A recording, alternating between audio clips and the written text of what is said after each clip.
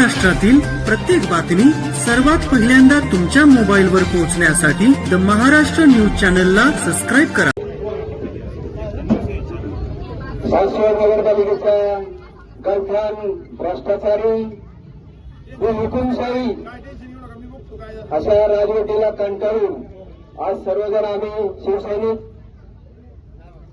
व सर्व सासवडमधील नागरिक, महिला, भगिनी व सर्व बांधव आज इथं आम्ही यांच्या गलथान कारभारीच्या विरोधात निषेध करण्यासाठी आम्ही आज सर्वजण इथं जमलेलो आहोत. आपण पाहतोय गेली 25-30 वर्ष या सत्ताधाऱ्यांकडे सत्ता आहे. आपण पाहतो ही सत्ता कशी मिळवतात. पैशातून सत्ता आणि सत्तेतून पैसा असं हे त्यांचं दुकान चाललेलं आहे. बरं काय लोकांचे काय गोरगरिबांच्या अपेक्षा आहेत?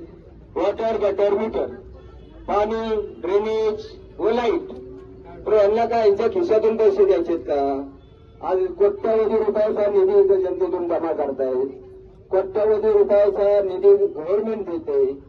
परंतु यांना काय फक्त निवडून यायचं आणि घरी बसायचं, काहीही जनतेशी यांना घेणं देणं नाहीये. बरं हे गेले 25-30 वर्ष आपण आजमावतोय. आता पाहतोय साधारण 2002 साली पवार साहेबांच्या मदतीने जे वेरवरून पाणी आलं तेव्हा लोकसंख्या होती सासवडची 30,000-35,000. आता लोकसंख्या झालेली 1.5 लाख, जवळजवळ 1.5 ते 2 लाख लोकसंख्या झालेली आहे. तरी त्याच पाण्याच्या लाईनीवरून कुठलेही पुढचं नियोजन नाही. बरं यांच्या हातात सत्ता कायमस्वरूपी 25-30 वर्ष सत्ता आहे. म्हणजे यांना लोकांना वेठीस करायची.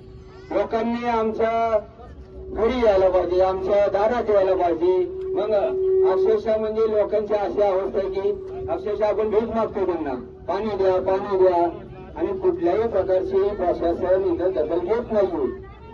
तरी अशा या घाणेरड्या प्रवृत्तीला रोखण्यासाठी आपण सर्व जनतेने जागरूक व्हायला पाहिजे आणि यांना तीव्र असा विरोध केला पाहिजे. आपल्या सर्वांना माहिती आहे आपले कार्यक्षम आमदार नामदार विजय बापू शिवतरे त्यांनी 2 वर्षापूर्वी 143 कोटीची योजना सँक्शन केलेली होती. त्या योजनेचे पैसेही जमा झाले होते. साधारण 18 कोटी रुपये जमा झाले. तिथून पुढचा निधी त्यांना पुढचा निधी आणता आला नाही. किंवा काय याला कारण एकच की विजय बापू शिवतरेचं नाव होईल, एकनाथ भाई शिंदेचं नाव होईल. त्यासाठी लोकांना पाणी नाही मिळालं तरी चालेल, पण त्यांचं नाव नाही व्हायला पाहिजे. आत्ताही बापूंनी मध्यंतरी प्रशासन काळामध्ये साधारण 8.5 कोटी रुपयाचा निधी टाकला. तो प्रशासन होतं म्हणून तो काम करायला त्यांनी परवानगी दिली वरतून दबाव आणून. आता बापूंनी 4.5 कोटीचा निधी टाकलेला आहे.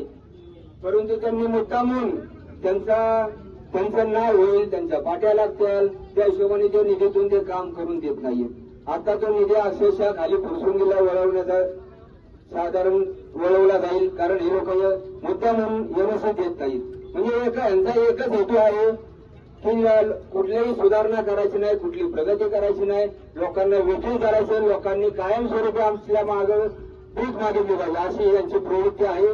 तरी अशा प्रवृत्तीला ठेचण्यासाठी आम्ही सर्व नगरसेवक 10च्या 10 नगरसेवक व तमाम जनता यांना यांच्या या घाणेरड्या कारभाराचा निषेध करतो. धन्यवाद.